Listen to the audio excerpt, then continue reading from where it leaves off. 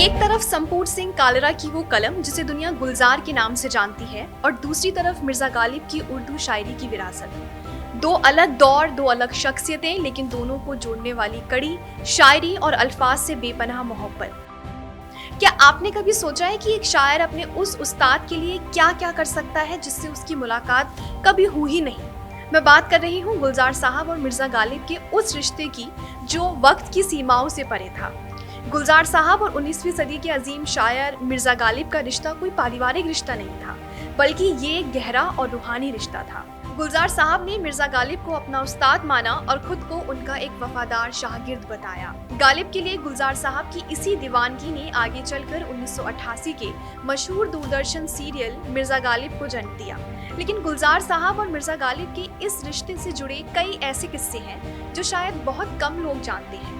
Video को and तक जरूर देखिएगा। आदाब, नमस्कार, मैं हूं आपके साथ नौशीन खान।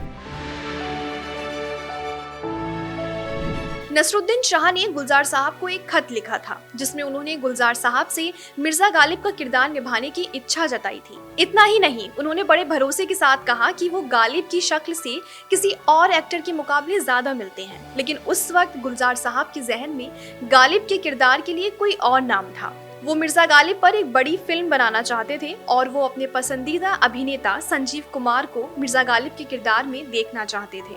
लेकिन किस्मत को कुछ और ही मंजूर था। संजीव कुमार के अचानक इंतकाल के बाद गुलजार साहब की ये फिल्म अधूरी रह गई। बाद में उन्होंने इसी कहानी को एक टीवी सीरियल के तौर पर पेश किया और जब सीरियल मिर्जा गालिब दूरदर्शन पर आया तो गालिब का किरदार आखिरकार नसरुद्दीन शाह ने निभाया।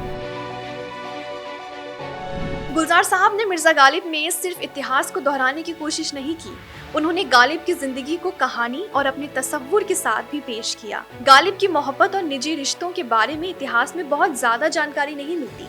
ऐसे में गुलजार साहब ने सीरियल में एक खास तवाइफ का किरदार जोड़ा जिसे तन्वी आजमी ने निभाया। ये किरदार गुलजार साहब की क्रिएटिव सोच का हिस्सा था। कहानी में वो तवाइफ गालिब से कहती है कि एक दिन वो दिल्ली के बड़े शायर बनेंगी, लेकिन बाद में उसकी मौत हो जाती है। गालिब उसके पुराने एहसान और वादे को याद रखते हुए उसकी कब्र पर एक शाही शॉल रखकर उसे सम्मान देते हैं। इस कहानी के जरिए गुलजार साहब ने गालिब की जिंदगी का एक अलग पहलू दिखाया, साथ ही उनकी पत्नी उमराव बेगम के साथ उनके घरेलू रिश्ते और जिंदगी की दूसरी उलझनों को भी कहानी में जगह दी।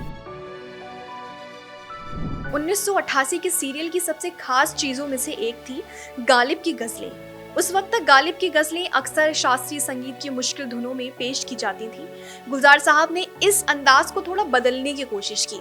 उन्होंने मशहूर गजल गायक जगजीत सिंह के साथ मिलकर गालिब की शायरी को आसान और नए अंदाज में पेश किया। गजलों के संगीत को ज्यादा मुश्किल ना रखते हुए अकोस्टिक गिटार जैसे मॉडर्न इंस्ट्रूमेंट्स का इस्तेमाल किया। म्यूजिक को आसान रखा गया ताकि गालिब की मुश्किल उर्दू और गहरी शायरी नई पीढ़ी तक भी आसानी से पहुंच सके। इस तरह गालिब की शायरी सिर्फ अदब की दुनिया तक महदूद नहीं रही, बल्कि युवाओं तक भी पहुंचने लगी। गालिब के साथ गुलजार का ये रिश्ता सिर्फ 1988 के सीरियल तक नहीं रुका। साल 2012 में गुलजार साहब ने तेरे बयान गालिब नाम की एल्बम के जरिए गालिब की दुनिया को एक बार फिर लोगों के सामने रखा। इस बार गुलजार साहब ने गालिब की गजलें नहीं बल्कि उनके दोस्तों के लिखे निजी खत अपनी आवाज में पेश किए। यानी गालिब की शायरी के साथ साथ लोगों को उनके खतों के जरिए उनकी सोच और जिंदगी को समझने का एक और मौका मिला। अक्सर माना जाता है कि गुलजार साहब का मिर्जा गालिब के साथ जुड़ाव जो है 1988 के सीरियल से शुरू हुआ, लेकिन ऐसा नहीं था। गुलजार साहब ने साल 1975 में आई अपनी फिल्म मौसम में भी गालिब की मशहूर गजल दिल ढूंढता है फिर वही फुर्सत की रात दिन का इस्तेमाल किया था। गुलजार साहब ने गालिब के शुरुआती शेर को गीत के कोरस की तरह रखा, लेकिन उसके आगे की अंतरे उन्होंने अपने अंदाज में और उस दौर की कहानी के हिसाब से लिखे।